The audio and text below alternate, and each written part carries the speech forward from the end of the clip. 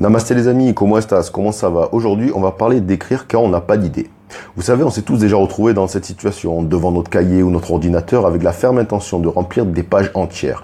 Une nouvelle histoire, la suite de celle que l'on a commencée, un roman qui nous tient à cœur, une nouvelle pour un concours. La volonté est là, mais voilà, rien ne vient, à part quelques phrases jetées par-ci par-là, que l'on juge nullissimes et que l'on efface aussitôt. Mais qu'est-ce que je vais bien pouvoir raconter? De quoi pourrais-je bien parler? Ça fait une semaine, un mois peut-être que je cherche une nouvelle intrigue, mais rien ne vient, rien ne sort de cette putain de tête stérile. Que pourrait-il bien arriver à mon personnage principal? Est-ce que je dois écrire une romance, une enquête policière? Je suis complètement perdu. Dépité, je finis par abandonner en me disant que je ne suis finalement pas fait pour l'écriture, que je n'aurai jamais l'imagination d'un Stephen King ou d'un Philip K. Dick, que je ferais mieux d'aller planter des tomates ou d'aller faire un tour chez H&M, là au moins je serai à la hauteur. Bon, pas de quoi s'alarmer toutefois. Nous avons tous des jours sans, parfois des périodes sans, durant lesquelles rien ne vient. Le souci est que si cette période s'éternise, la discipline et l'habitude d'écrire vont peu à peu s'effacer. Et un beau jour, on se réveille et on réalise que l'on n'a rien écrit depuis 3 mois. 1 an parfois, des années.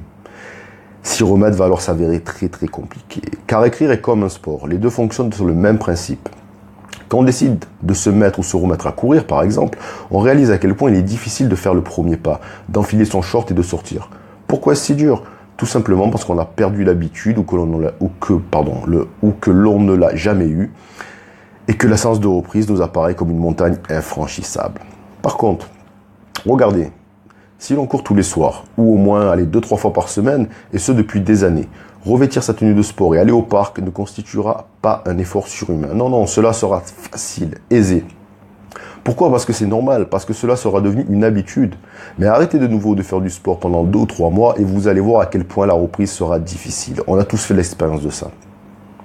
La solution est donc simple. Si vous voulez écrire ou faire du sport avec efficacité, pratiquez cette activité régulièrement, quoi qu'il arrive. Un coureur sérieux et expérimenté sortira de chez lui même s'il pleut, même s'il fait trop chaud, même s'il a chopé un rhume, ou même s'il se sent fatigué après une longue journée de boulot, il se bougera le cul de son canapé, car au fond de lui, il sait très bien que s'il commence à se trouver des excuses, il sera bientôt fichu et perdra tous les bénéfices que lui ont apporté la pratique d'un sport. Eh bien, l'écriture fonctionne sur le même principe, elle doit être quotidienne. Que l'on soit inspiré ou non, que l'on soit fatigué ou en pleine forme, que l'on ait peu de temps ou sa journée entière de libre. Mais du coup, me direz-vous, que faire quand on n'a pas d'idée? La réponse est simple, écrire. Ah, là vous vous dites que je vous raconte n'importe quoi ou que je me fous de ma gueule. Eh bien non. C'est simple. Vous ne savez pas quoi écrire? Je vais vous donner une idée. Racontez votre journée. Même si elle n'est pas bien palpitante et qu'elle se limite à un métro, boulot, dodo, décrivez ce que vous voyez autour de vous. Au boulot, décrivez votre environnement si vous êtes à une terrasse de café, énumérez les traits de caractère et les habitudes de vos collègues de bureau, repensez à vos dernières vacances, à votre chien même, pourquoi pas. Faites une critique du dernier livre que vous avez lu ou du dernier film que vous avez vu. Alors, vous savez toujours pas quoi écrire? Si c'est toujours le cas, un conseil, passez au tricot ou à la collection de timbres. Mais, me direz-vous, je ne veux pas écrire un roman sur mes collègues de bureau ou mes congés à Porto Vecchio. Et vous avez raison, il ne s'agit pas de cela, mais de commencer à écrire quelque chose. Vous connaissez le proverbe, l'appétit vient en mangeant. L'écriture doit être une habitude, une gymnastique. Comme le jogger enfile son short et sort, sortez votre stylo et grattez.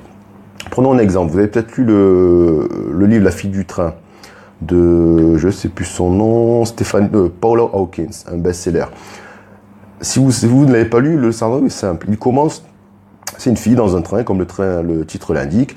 Elle prend tous les jours le même train pour aller travailler. Et puis à la fenêtre du train, elle aperçoit un couple dans une maison. Et elle se fait tout un film sur eux. Et puis un jour, elle s'aperçoit que la femme a disparu.